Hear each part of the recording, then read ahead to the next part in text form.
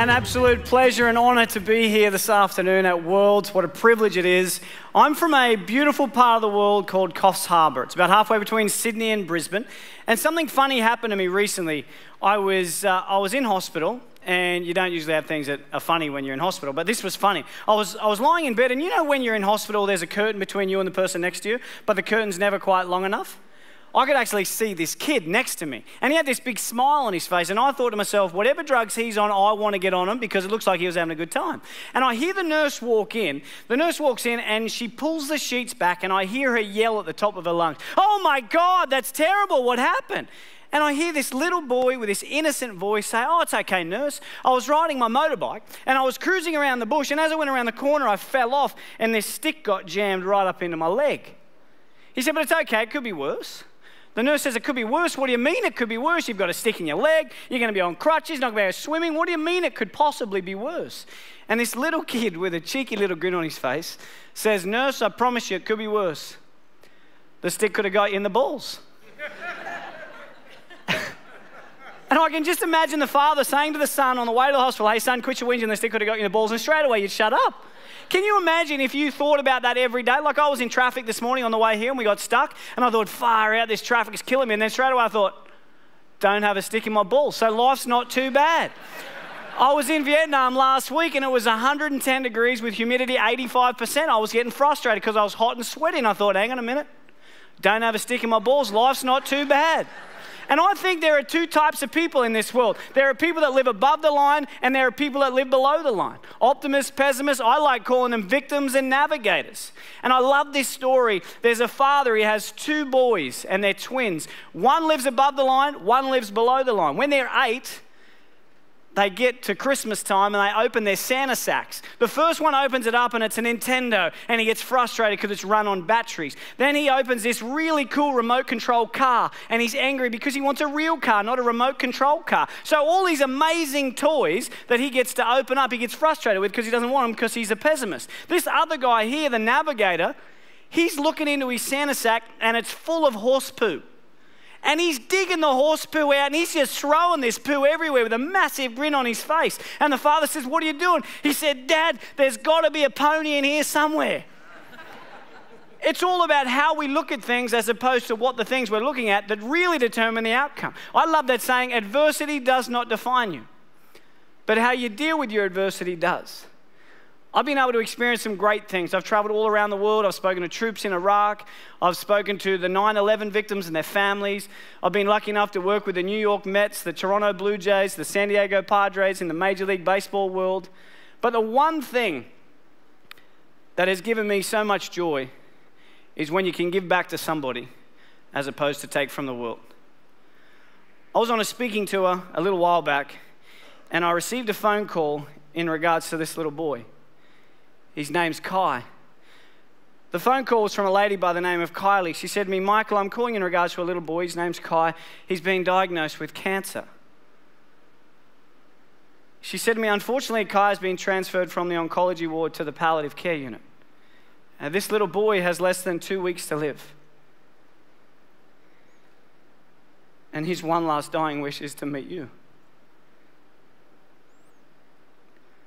I stand here in front of you this afternoon, not as a professional athlete, not as a famous skateboarder.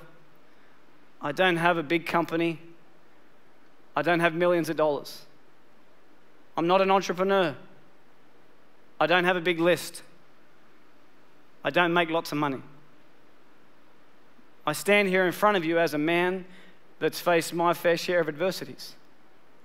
Yet every time I've been knocked down, I always remember what my mum's taught me. Son, it doesn't matter how many times you get knocked down. It's about how many times you get back up that truly determines the quality of your life. I remember I got on a plane and I flew out and I met this little boy and his family. It was the most incredible day. That night I spoke in Adelaide and we raised a whole heap of money. Some of the money flew him and his mum to the snow the next day because he wanted to do angel wings in the snow. And the last bit of the money was used to bury him 4 weeks later. I think to myself every day that there's been a time in my life where I've been able to make a difference in someone else's.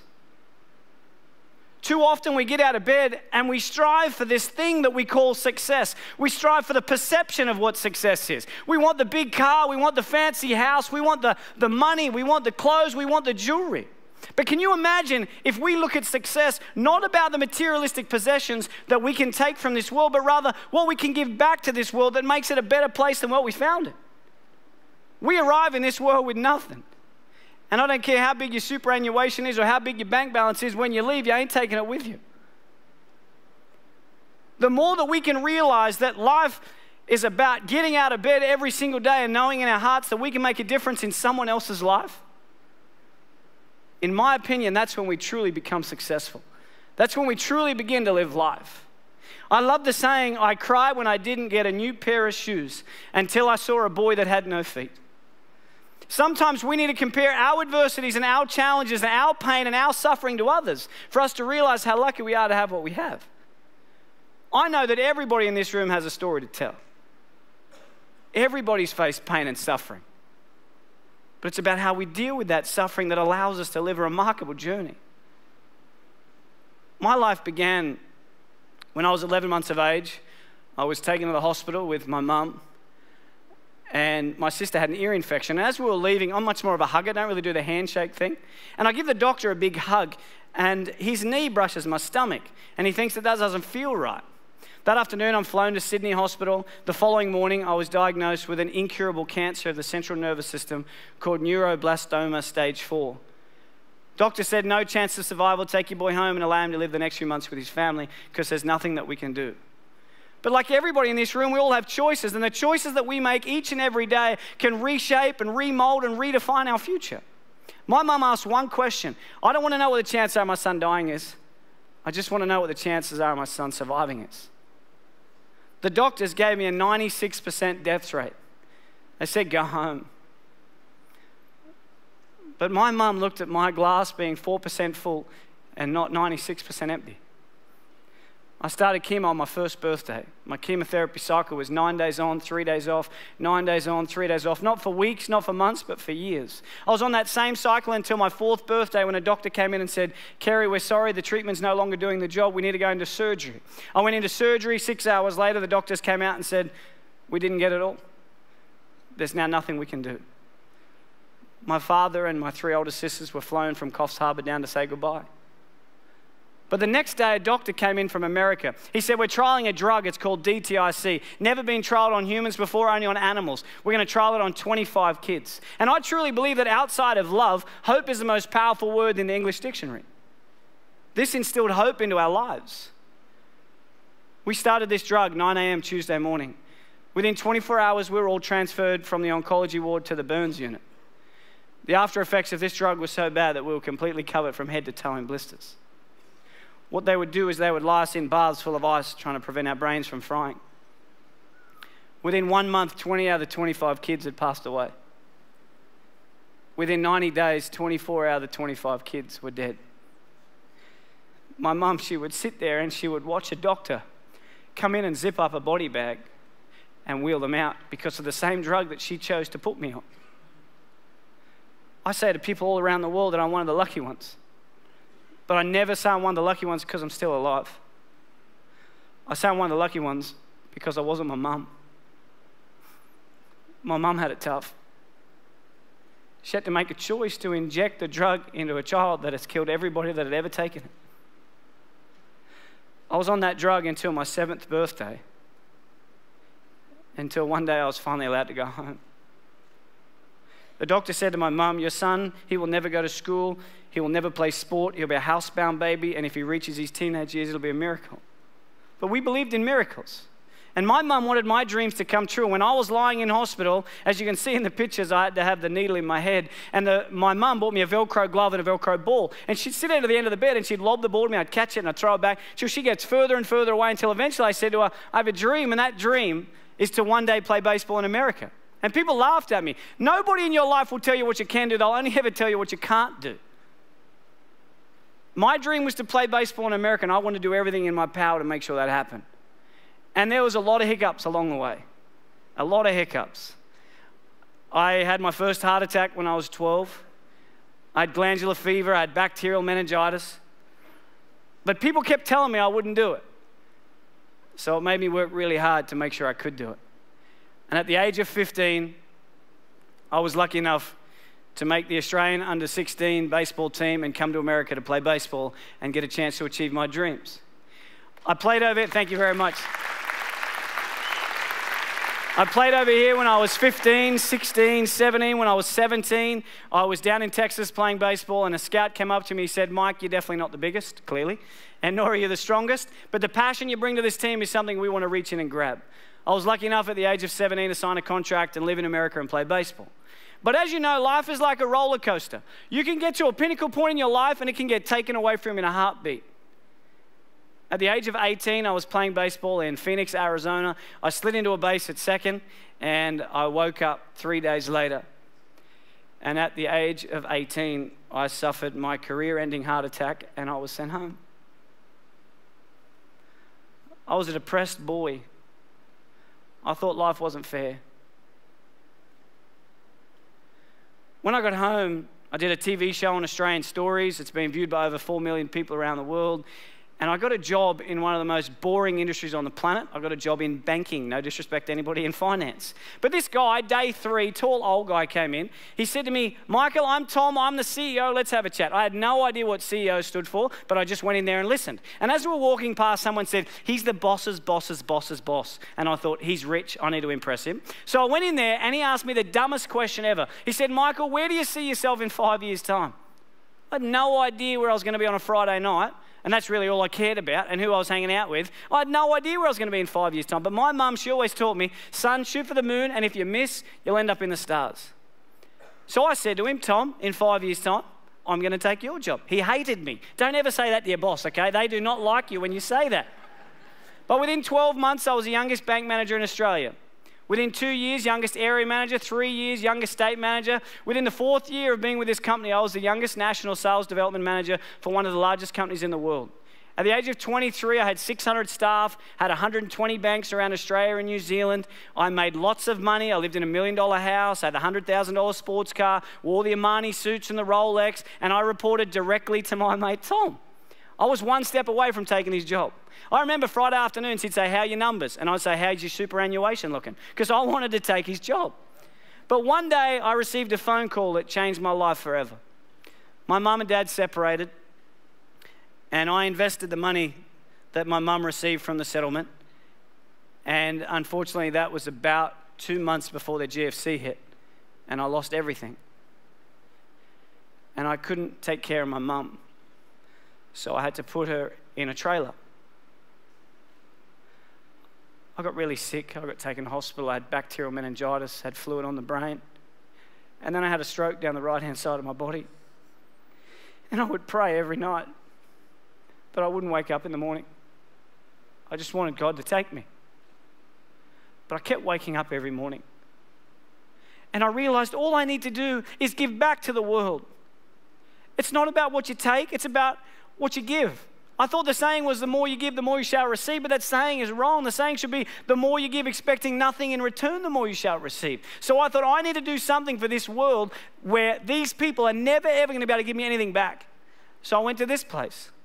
I went to Haiti in 2010, an earthquake hit Haiti, killed 316,000 people, left 2.5 million people homeless. I went there and I realized that education is so important, so I went there and I rebuilt a school for 235 little kids. Because I found out that these kids were getting raped on the way to school of a morning and raped on the way home from school. So I took the school to them. We built a school up in the remote village of Bouvier. It took us 8 hours to get there. And on the way back, I went past these little kids. These kids changed my life. They touched my heart. These kids were all in this orphanage. They were all around tables and chairs. They had no clothes, no food. And I met this one boy. I said, what's the best part about living here? He goes, I get a bowl of rice every second day. I said, what's the worst part? He said, of a nighttime. Because of a nighttime, that's when my family died. And I have to share a bed with 2 little boys. And there's a tarp over the top of us. And every time it rains, I get soaking wet. He said, but it doesn't really matter whether it rains or not. I still get soaking wet. Because the 2 little boys that I share a bed with, they both still pee their pants. I spent about 8 months on the road. I spent a lot of time in hotels. And there are sometimes I get frustrated at the hotel.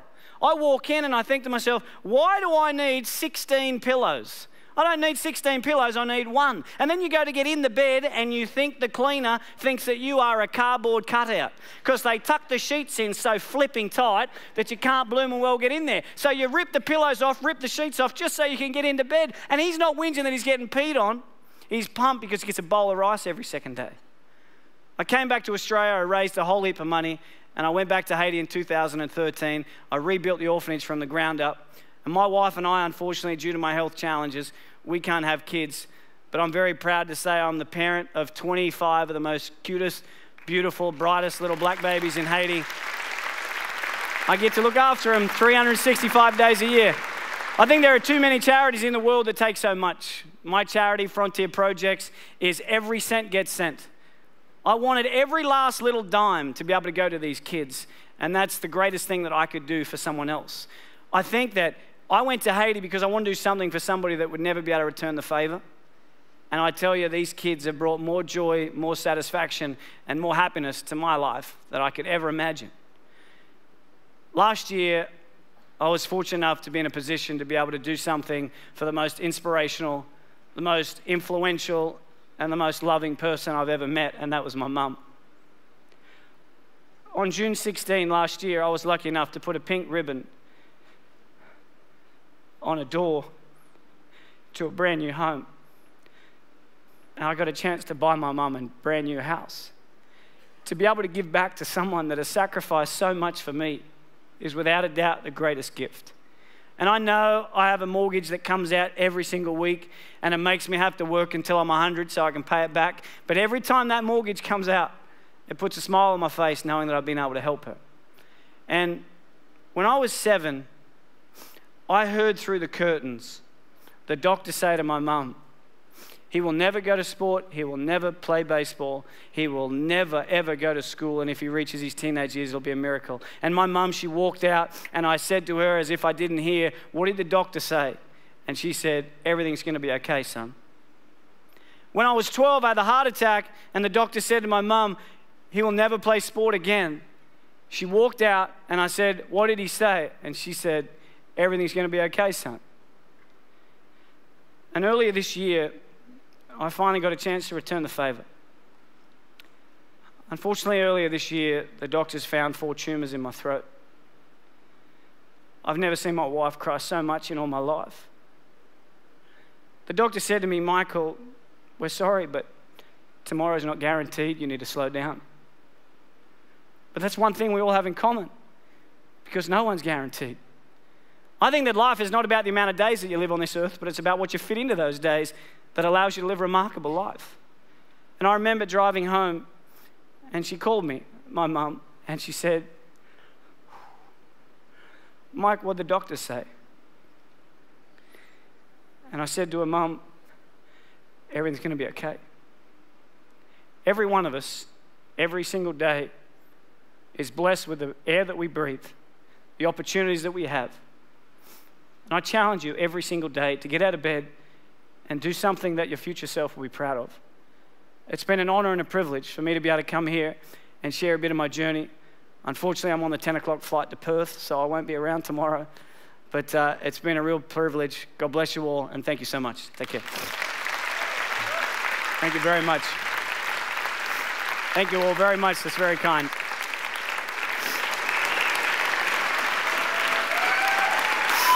Thank you. That's very nice.